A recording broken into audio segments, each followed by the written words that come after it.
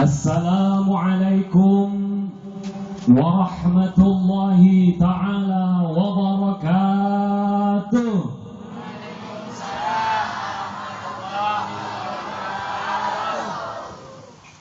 Alhamdulillah, alhamdulillahilladzi bini'matihi tatimmus salihat وبفضله تتنزل البركات والخيرات وبتوفيقه تتحقق المقاصد والغايات.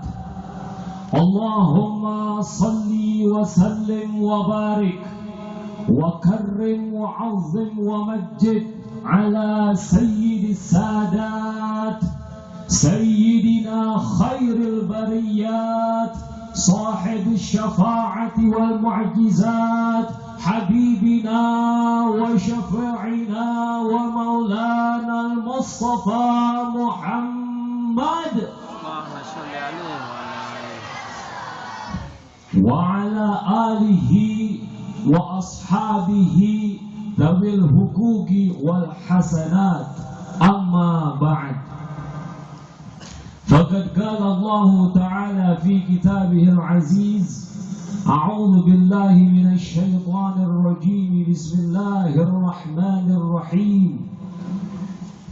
يا أيها الذين آمنوا قوا أنفسكم وأهليكم نارا. وقال أيضا: لمسجد أسس على التقوى من أول يوم أحق أن تقوم فيه رجال يحبون أن يتطهروا والله يحب المطهرين.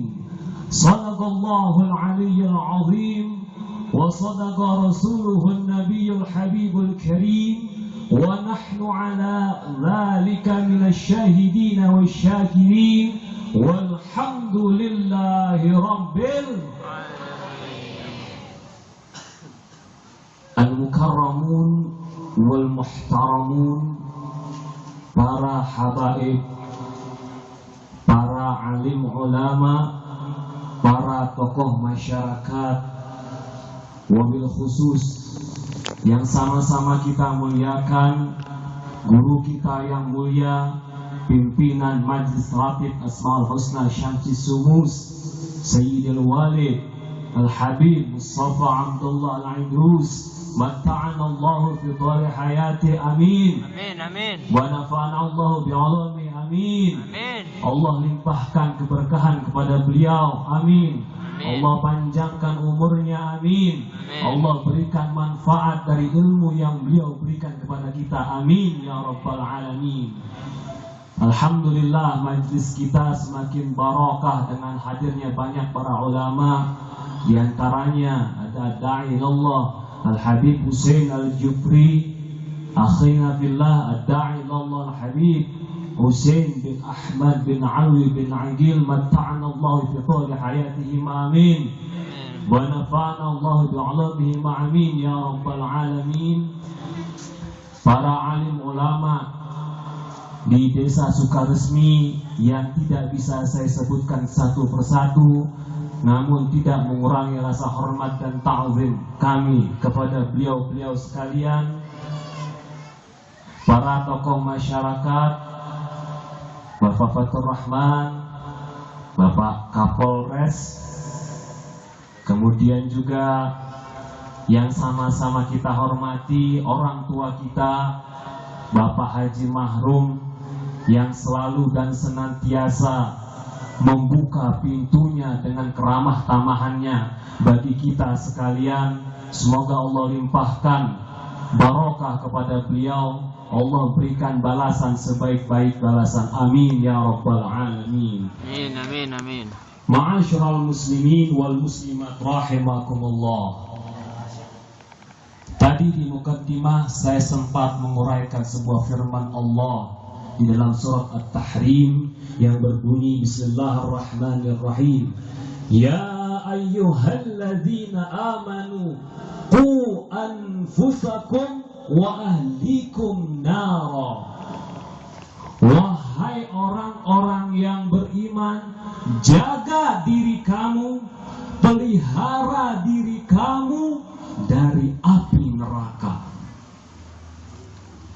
Allah Subhanahu wa ta'ala menyuruh kita orang-orang yang beriman menjauhkan diri dari api neraka. Sebelum saya bicara lebih lanjut, sedikit saya uraikan mengenai apa itu neraka. Rasulullah sallallahu alaihi wasallam dalam sebuah hadisnya bersabda, "Narukum hadhihi allati tuqidun juz'un min 70 jazaan min harri jahannam." Qalu, "Wallahi in kanat lakafiyya ya Rasul, wa innaha fadlat bi 69 jazaan." Kata Rasulullah, apimu yang kau gunakan di dunia ini untuk memasak, untuk membakar, itu hanyalah satu bagian dari 70 bagian panasnya api neraka. Para sahabat bertanya, "Ya Rasul, demi Allah, api yang ini saja sudah cukup membakarnya."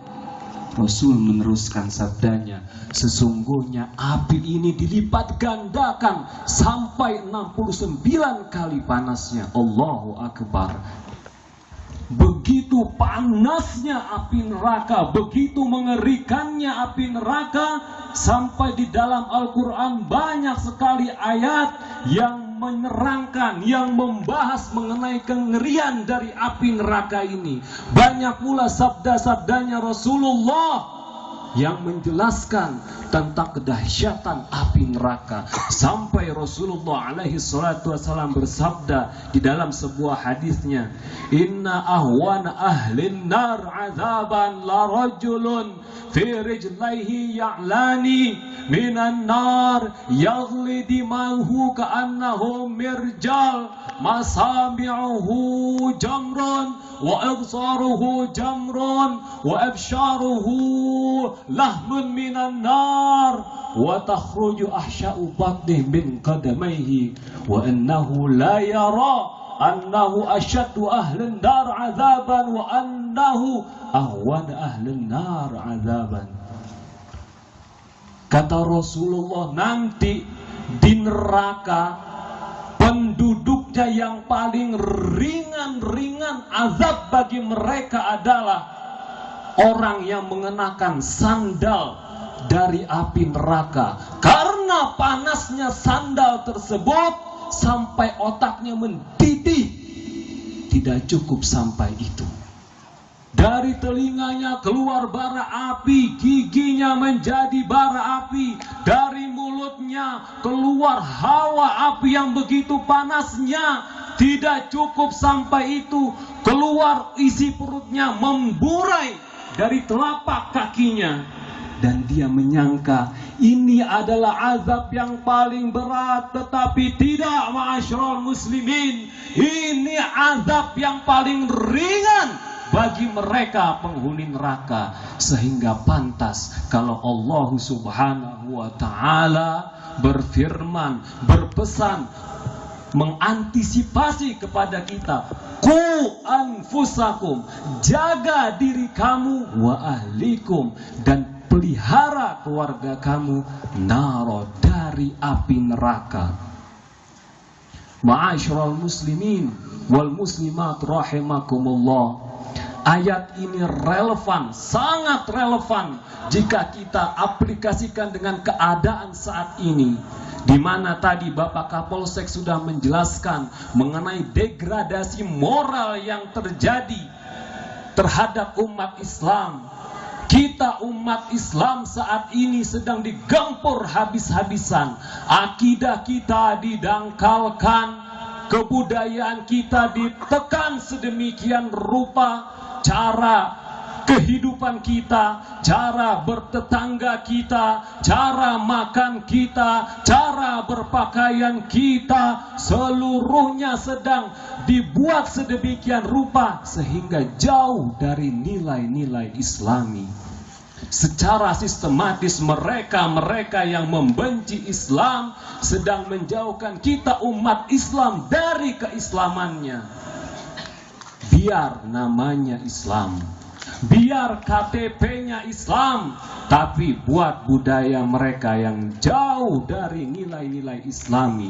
Begitu yang tadi diutarakan oleh Bapak Kapolsek kita, dan saat ini sedang terjadi. Sehingga kalau kita tidak memelihara keluarga kita, tidak memfilter keluarga kita, tidak mewarisi nilai-nilai keislaman, maka kita sama saja mengantarkan diri kita dan keluarga kita ke gerbang api neraka. Oleh karena itu, ma'asyiral muslimin wal muslimat rahimakumullah, qu anfusakum, jaga diri kamu. Makna ku ini, makna pelihara ini dalam tafsir banyak sekali maknanya. Namun di antara aplikasi tersebut adalah pertama, tanamkan akidah kepada keluarga kita, kepada anak kita mengenai keislaman sejak dini. Bagaimana kita lihat Nabi Allah Ibrahim alaihi salam di dalam Al-Quran surat Al-Baqarah berpesan kepada anak-anaknya, ma ta'buduna min ba'di, apa yang kamu sembah nanti nak kalau aku sudah tidak ada, nanti kalau bapakmu udah tidak ada, apa yang akan kamu sembah? Saat ini ayahmu masih sering rajin ke masjid, berjamaah di masjid, beriktikaf di masjid, rukuk di masjid, membaca Al-Quran. Nanti kalau aku sudah tidak ada, apakah kamu masih ingin ke masjid, meneruskannya beriktikaf di masjid? Ma ta'buduna min ba'di. Ini yang ditanamkan oleh Nabi Allah Ibrahim alaihi salam. Berbeda dengan kita saat ini. Kita baru bangun sering berkata kepada anak kita, ma ta'kuluna min ba'di. Apa yang akan kamu makan kalau bapakmu sudah tidak ada? Sehingga akhirnya kita menyekolahkan anak kita ke tempat-tempat yang tidak sesuai dengan nilai-nilai Islami. Bahkan kita lebih dulu menyekolahkan mereka tanpa kita lihat apakah mereka sudah faham dengan Islam, dengan faham ketuhanan Allah subhanahu wa ta'ala. Apakah mereka mengenal Rasulnya? Apakah mereka mengenal pribadi daripada Rasulnya? Ini yang kita lalaikan, ma'asyiral muslimin wal muslimat rahimakumullah. Sehingga kita perlu memperhatikan ini. Tanamkan akidah kepada anak kita, tanamkan nilai-nilai Islami kepada mereka. Ajarkan mereka sejak dini tentang konsep ketuhanan Allah subhanahu wa ta'ala. Berikan pendidikan kepada mereka tentang kecintaan kepada Rasulullah. Ceritakan kepada mereka tentang figur-figur Rasulullah, sehingga akidah tersebut mengkristal di dalam hatinya dan dia berani berpegang teguh. Lebih baik mati memegang agama Allah daripada hidup menjual akidah. Dan ma'asyiral muslimin wal muslimat rahimakumullah, di antara makna qu anfusakum wa ahlikum nara, yaitu aqimis shalah, dirikan sholat. Bagi kita individu masing-masing, jaga sholat kita. Sholat 5 waktu kita tidak cukup dengan kita menjaganya, tetapi kita wajib mempelajari apa saja yang berhubungan dengan sholat tersebut. Rukun sholat, syarat-syarat sholat, hal yang membatalkan sholat, sampai toharoh, sampai istinja, ini wajib bagi kita secara individu mempelajarinya, karena ini merupakan hukum tentang ibadah kita kepada Allah, dan ini akan ditanya nanti sama Allah mengenai hal-hal ini. Tidak fair, tidak adil kalau kita belajar sampai ke perguruan tinggi, Kita sisihkan waktu kita sekolah, kita sisihkan waktu kita untuk belajar, untuk seminar, untuk UKM, tetapi kita sendiri tidak mau mengkaji tentang satu tata cara ibadah kepada Allah, wabil khusus salat 5 waktu. Tidak adil ma'asyiral muslimin. Dan ini akan ditanya oleh Allah nanti. Kullukum ra'in wa kullukum mas'ulun an ra'iyati. Tiap-tiap kamu adalah pemimpin dan kamu akan dimintai pertanggungjawaban atas tata cara memimpin kamu, termasuk terhadap diri kamu sendiri.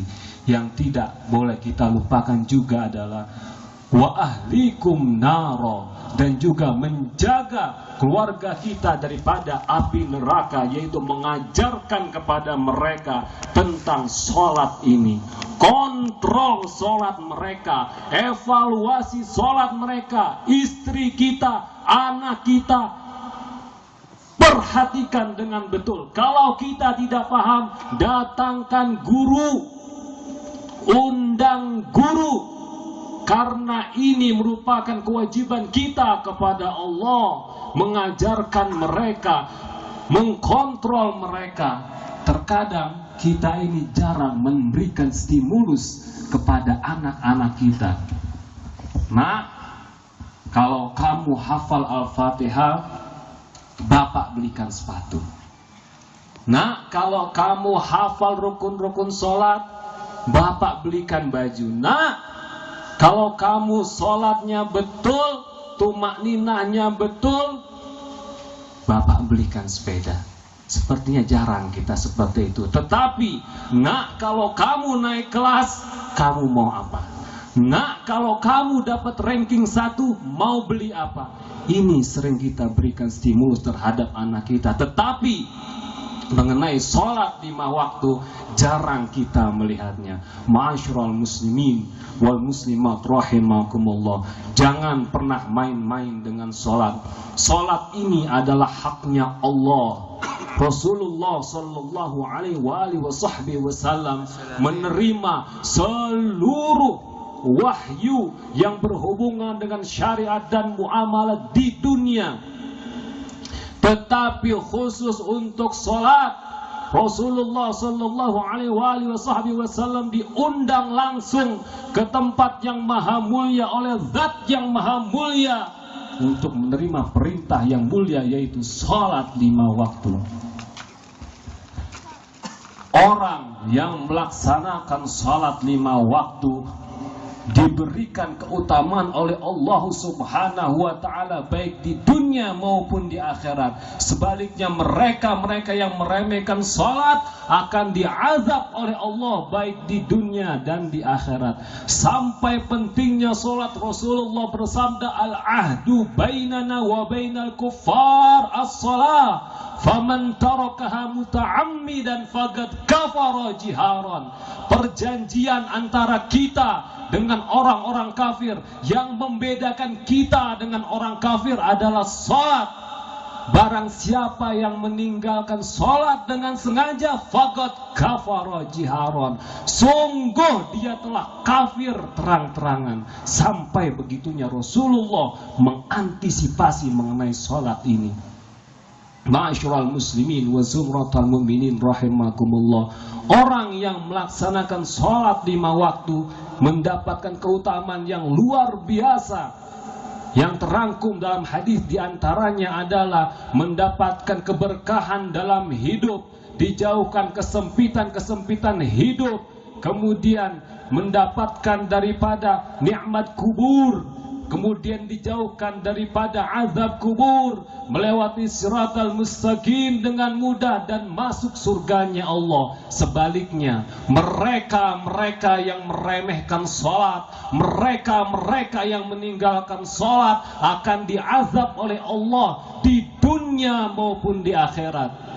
Di dunia di DP azabnya bagi mereka yang meremehkan sholat. Di antaranya tidak mendapatkan keberkahan umur, kemudian doanya tidak dijawab, tidak diijabah oleh Allah. Seluruh amal ibadahnya yang dia lakukan tidak diterima oleh Allah. kemudian nanti dia akan su'ul khatimah. Na'udzubillahi min dzalik. Tidak cukup sampai itu, nanti di dalam kubur dia akan mengalami suatu hal yang sangat dahsyat. Kuburnya dipersempit, kemudian akan didatangkan thu'ban, ular yang luar biasa yang bernama Syuja'il Aghra, yang akan datang menghampiri dia dengan suara yang begitu menggelegar. Dia berkata, ya mayyit, ana Abdullah, aku utusannya Allah, aku akan memukulmu karena engkau tinggalkan zuhur ke asar, kau remehkan asar ke maghrib, kau tinggalkan maghrib ke isya, kau remehkan isya ke subuh, dan kau tinggalkan subuh sampai terbitnya matahari. Terus daripada sang ular ini menghantui dan memukul si mayit sampai hari kiamat. Tidak cukup sampai itu, ma'asyiral muslimin wal muslimat. Nanti di pengadilannya Allah, di hisabnya Allah, dia akan mengalami hisab yang sangat ketat. Tidak cukup sampai itu, nanti dia akan dimasukkan ke dalam nerakanya Allah. Na'udzubillahi min dzalik, tsumma na'udzubillah. Allah subhanahu wa ta'ala berfirman berhubungan dengan ayat ini. Bismillahirrahmanirrahim. Fa khalafa min ba'dihim khalfun adaa'us shalah wattaba'us syahawat fasawfa yalqawna ghayya illa man taba wa amana wa amila salihan faulaika yadkhulunal jannah wa la yuzlamuna syai'a. Nanti akan datang segolongan setelah kamu yang mereka meremehkan salat dan lebih mementingkan hawa nafsunya, fasaufa yalqauna ghayya, mereka akan menemukan kesesatan. Al-ghay, Al-Imam Abdullah bin Abbas menafsirkan sebuah lembah di neraka Jahannam yang begitu panas luar biasa sehingga lembah-lembah di sekelilingnya memohon perlindungan kepada Allah. Imam Atha menafsirkan ini merupakan lembah yang terbuat dari nanah dan darah. Imam Ka'ab menafsirkan Al-Ghay adalah sebuah lembah yang di dalamnya ada sebuah sumur bernama Habhab, dan ketika Jahannam mulai reda, pintu Habhab ini terbuka, neraka Jahannam kembali ricuh dan riuh dan gemuruhnya, dan semuanya sepakat Al-Ghay ditujukan bagi mereka orang-orang yang meremehkan sholat, orang-orang yang daripada meninggalkan sholat, illa man taba, kecuali mereka orang yang bertaubat kembali kepada Allah, wa amana, dan beriman kepada Allah, wa amila salihan, dan berbuat baik. Faulaika yadkhulunal jannah, mereka akan memasuki surganya Allah, wa la yuzlamuna syai'a, mereka tidak akan dizalimi sedikit pun. Ma'asyiral muslimin wa zumratal mu'minin wal mu'minat rahimakumullah, berhubung waktu yang telah malam dan juga masih banyak mubalik, akhirul kalam saya mengucapkan mudah-mudahan atas berdirinya Masjid Ar-Raudhah ini Allah berikan daripada nuansa Islam yang begitu besar di kampung Sukaresmi ini. Amin. Allah limpahkan kepada kita hidayah serta maunah sehingga kita dapat daripada membentengi keluarga kita, memfilter keluarga kita daripada hal-hal yang berhubungan dengan api neraka, dan mengajak mereka mau untuk sholat 5 waktu, belajar tentang Al-Quran dan sholat. Amin amin ya rabbal alamin. Wassallallahu ala sayyidina Muhammad wa ala alihi wa sahbihi wasallam, walhamdulillahi rabbil alamin, wal afu minkum, wassalamu alaikum warahmatullahi ta'ala wabarakatuh.